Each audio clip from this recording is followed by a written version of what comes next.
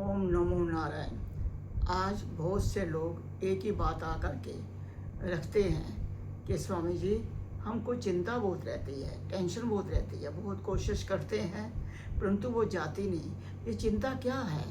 क्या आप जानते हो? चिंता का प्रादुर्भाव कहाँ से होता है? संसार के मोह आसक्ति से होता है। चिंता आपके अंदर घर कहाँ से करती है? जब आपकी कामनाओं की पूर्ति नहीं होती तब वो आपके अंदर घर कर जाती है और वो चिंता बढ़ती चली जाती है और ऐसे बढ़ती है। अगर आप उस चिंता को मिटाने की कोशिश ना करें, अगर आप उस चिंता से दूर जाने की कोशिश ना करें तो चिंता और गहरी होती चली जाती है। अब प्रश्न ये होगा कि आप जानते हैं कि चिंता को निवारण एक प्रभु से ही हो सकता है, एक प्रभु के मार्ग से ही हो सकता है, क्योंकि परमात्मा ईश्वर बड़ा दयालु है, बड़ा कृपालु है। जो समर्पण करता है उसकी चिंता कभी रहने नहीं देता। वैसे इस जीव के अंदर चिंता दिन रात लगी रहती है, क्योंकि मानस में भी आया है कि मैं और मोर तोर जे माया जई वस कीनिए जीवन काया। प्रभु क्या कह रहे हैं? मैं और मोर तोरते माया। मैं, ये मेरा, और ये मैं हूँ, ये मेरा है, ये तेरा है। सबसे ये जो जीवन में धारणा रखता है जीव, वो चिंता को बढ़ोतरी देता है। उसकी चिंता कभी नष्ट नहीं होती, उसकी चिंता कभी जाती नहीं। चिंता हटाने के लिए आपको क्या करना होगा? जैसे एक पत्थर हजारों वर्ष पानी में पड़ा रहता है परंतु वो गलता नहीं। अगर एक थोड़ी सी मिट्टी उस पानी में डाल दी जाए तो पानी का रूप बन जाती है। ऐसे जो विश्वास करने वाला होता है परमात्मा पे, चिंता मिटाने का सबसे पहला साधन विश्वास। जो प्रभु पे विश्वास रखता है, धारणा रखता है, उसके जीवन में कई समय के अनुसार विपत्तियाँ आती हैं परंतु वो उसके अंदर घर नहीं करती, वो उससे ऊपर उठ जाता है, वो उसके अंदर रमन नहीं करता। और अज्ञानी पुरुष, आश्वासी पुरुष, जिसका विश्वास ईश्वर के अंदर नहीं है, जहाँ कम है, अति आई, कष्ट आया, वियोग आया, जहाँ संजोग आया, वो दुख और सुख उसके अंदर घर करने लग जाता है। ऐसे ही और वो दुखी हो जाता है, इसीलिए उसकी चिंता जाती नहीं है।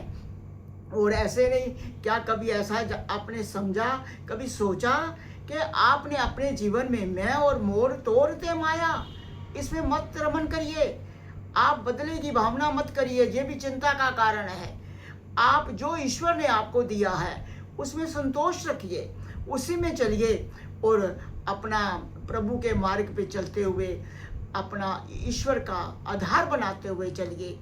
नहीं तो देखिए, ऐसा नहीं, और ऐसे समझिए संसार रूपी नौका के अंदर, जहाँ ऐसे नहीं, और ऐसे आगे समझिए कि आपकी जीवन रूपी नौका जो है वो गृहस्थ आश्रम में है। कोई बुरा नहीं, संसार में गृहस्थ आश्रम में आपकी जीवन रूपी नौका पड़ी है, कोई बुरा नहीं है, कोई नुकसान नहीं पहुंचाएगी। परंतु अगर गृहस्थ रूपी जल, संसार रूपी मैं मेरी का ये जल अगर आपके जीवन में घर कर गया तो नौका को डुबो देगा। नौका का पानी में रहना कोई बुरा नहीं, वो जल में ही रहती है। नौका जो होती है तालाब में ही रहती है, जहाँ नदी में ही रहती है, परंतु डूबती नहीं। अगर जल उस नौका में घर कर जाए तो नौका को डुबो देती है। ऐसे ही इस जीव का है कि गृहस्थ में रहना बुरा नहीं, गृहस्थ का आपके जीवन में घर कर जाना ही बुरा है, और वही आपकी नौका को डुबाएगा, इसीलिए वही चिंता को बढ़ाएगा। उस चिंता को मिटाने के लिए कि चिंता पैदा जहाँ से होती है वो ही ना हो, उसके लिए विवेक और वैराग का सहारा लेना पड़ेगा। विवेक और वैराग का जब सहारा लोगे, आपसे कभी कुछ बुरा नहीं होगा। जब बुरा नहीं होगा तो चिंता कहाँ से आएगी भाई? जब आप बुराई करोगे नहीं तो चिंता आने वाली नहीं। चिंता तो आपके अच्छा बुरा किए हुए जो साधन हैं, जो आपके कामनाएं हैं, वो इच्छाएं हैं, वो ही पैदा कर देती हैं। जैसे आपने किसी को मार दिया बिना बात के, क्यों मारा भाई? आपका क्या ले रहा था? आपको क्रोध आ गया, आपको विक्षेपता आ गई, आपने उसको मार डाला। ये चिंता ही तो बढ़ाएगा, और ये चिंता कई जन्मों तक आपका पीछा करेगी, फिर आपको छोड़ेगी नहीं। अरे भाई, भगवान पे इतना विश्वास करो, इतनी धारणा करो, इतना अपने आप को उठाओ, मैं और मोर तेरे तो माया, मैं मेरा, मैं तेरा तेरा। ये तीन जो चीज़ें हैं अज्ञानता की, इनसे अलग हो जाओ, आत्म तत्व को पहचानो, निज स्वरूप को पहचानो, जो सच्चिदानंद घन है, अविनाशी है, अजर है, अमर है, उसको पहचानो। ये मैं और मेरा और तेरा, ये जो आपका विवाद है, इसको खत्म कर दो भाई। जब खत्म करोगे तभी चिंता खत्म होगी, और जब चिंता खत्म हो जाती है, ज्ञान वैराग का, विवेक का, आप ऐसा अपने मन को एक ऐसा खूंटा बांध देते हो मन के अंदर कि आपका जीवन कैसा हो जाता है। जैसे समझिए, ऐसे नहीं, क्या आप कभी जानते हैं कि भक्तों का जीवन कैसा हो जाता है?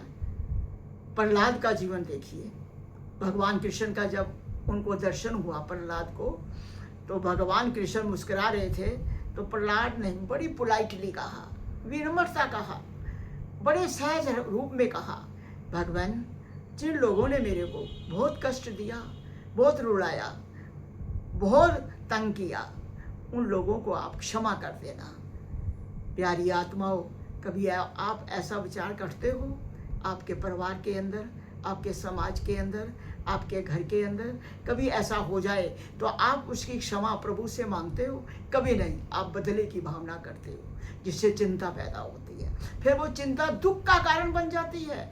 जब दुख का कारण बन जाती है, फिर दुखी हो जाते हो भाई, फिर चिंता में और आगे बढ़ते चले जाते हो। ऐसा मत करिए, इसी प्रभु में रहिए, भगवान में रहिए, इन सब को त्याग दो। जितने संबंध हैं, एक संबंध ईश्वर से लगाइए।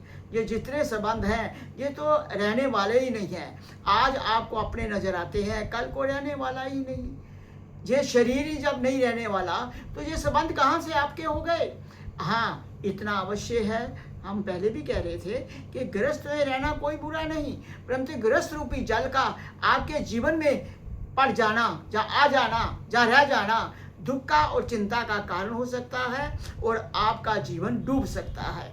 जब डूबा हुआ जीवन होगा तो भाई फिर तो दुख और चिंता के अलावा और कुछ मिलेगा ही नहीं। इसीलिए प्रभु के साथ प्रीति लगाओ, प्रभु के चरणों में जुड़ो। अगर चिंता को हटाना चाहते हो, एक ही साधन है, ईश्वर के साथ भक्ति करना, ईश्वर से प्रेम करना।